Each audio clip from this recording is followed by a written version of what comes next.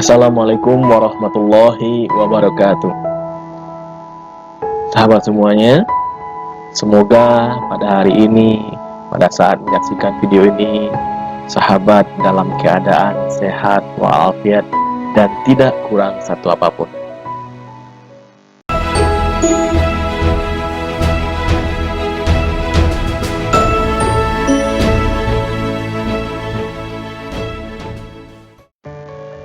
Pada episode kali ini, tentang kisah petani. Alkisah, zaman dahulu kala, ada seorang petani miskin yang hidup dengan seorang putranya. Mereka hanya memiliki seekor kuda kurus yang sehari-hari membantu mereka menggarap ladang. Pada suatu hari, kuda Pak Tani satu-satunya itu tersebut hilang. Lari begitu saja dari kandang menuju hutan. Orang-orang di kampung yang mendengar berita itu berkata, "Wahai Pak Tani, sungguh malang nasibmu."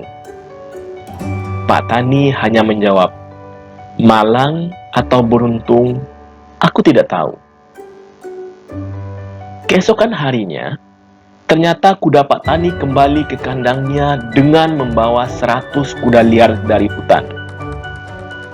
Segera ladang Pak Tani yang tidak seberapa luas dipenuhi oleh 100 ekor kuda jantan yang gagah perkasa. Orang-orang dari kampung berbondong-bondong datang dan segera menggerumuni koleksi-koleksi kuda-kuda yang berharga mahal tersebut dengan kagumnya. Pedagang-pedagang kuda segera menawar kuda-kuda tersebut dengan harga yang tinggi untuk dijinakkan dan dijual kembali. Pak Tani pun menerima uang dalam jumlah yang banyak dan hanya menyisakan 1 kuda liar untuk berkebun membantu kuda tuanya itu. Orang-orang di kampung yang melihat peristiwa itu berkata, "Wahai Pak Tani, sungguh beruntung nasibmu." Pak Tani kembali menjawab, "Malang atau beruntung, aku tidak tahu." Keesokan harinya, anak Pak Tani pun dengan penuh semangat berusaha menjinakkan kuda barunya. Namun, ternyata kuda tersebut terlalu kuat, sehingga pemuda itu jatuh dan patah kakinya. Orang-orang di kampung yang melihat peristiwa itu berkata, "Wahai Pak Tani, sungguh malang nasibmu." Dan kembali Pak Tani hanya menjawab, "Malang atau beruntung, aku tidak tahu." Anak Pak Tani terbaring dengan kaki terbalur perban. Perlu waktu lama hingga tulangnya bisa menyatu kembali. Keesokan harinya, datanglah panglima perang raja ke desa itu dan memerintahkan seluruh pemuda untuk bergabung menjadi pasukan raja bertempur melawan musuh di tempat yang jauh. Seluruh pemuda pun wajib bergabung, kecuali yang sakit atau cacat. Anak Pak Tani pun tidak harus berperang karena dia cacat. Kondisi kakinya sedang patah. Orang-orang di kampung berurai air mata melepas putra-putranya untuk bertempur. Dan mereka berkata, "Wahai Pak Tani, sungguh beruntung nasibmu." Kembali lagi Pak Tani menjawab, "Malang atau beruntung, aku tidak tahu." Kisah di atas mengungkapkan suatu sikap yang sering disebut non-judgment.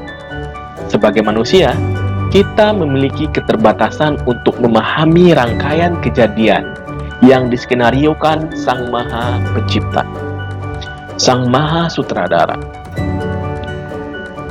Apapun yang kita sebut hari ini sebagai kesialan, barangkali di masa depan baru ketahuan adalah jalan menuju keberuntungan. Maka, orang-orang seperti Pak Tani di atas untuk berhenti menghakimi kejadian dengan label beruntung atau sial, atau dengan istilah-istilah yang lainnya.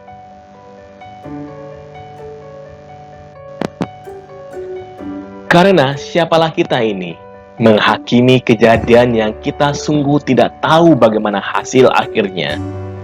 Seorang karyawan yang dipecat di perusahaannya bisa jadi bukan suatu kesialan, manakala ternyata sebuah karir baru bagi dirinya untuk menjadi bos besar di perusahaan lainnya. Maka berhentilah menghakimi apa-apa yang terjadi hari ini. Kejadian-kejadian yang sial menurut kita, siapa tahu di balik itu semua adalah kemudahan-kemudahan yang akan kita peroleh nantinya. Hadapi badai kehidupan sebesar apapun, Tuhan tak akan lupa akan kemampuan kita. Kapal hebat diciptakan bukan untuk dilabuhkan di dermaga saja. Demikianlah kisah Pak Tani. Semoga bermanfaat bagi kita semuanya. Sebuah renungan buat kita semua, agar tetap berpositif thinking kepada Yang Maha Pencipta, Yang Maha Pembuat skenario. Tugas kita hanya berusaha untuk menjalani dan ikhlas menerima apa yang telah ditetapkan dan digariskan dalam kehidupan kita. Terima kasih, sampai ketemu di cerita selanjutnya.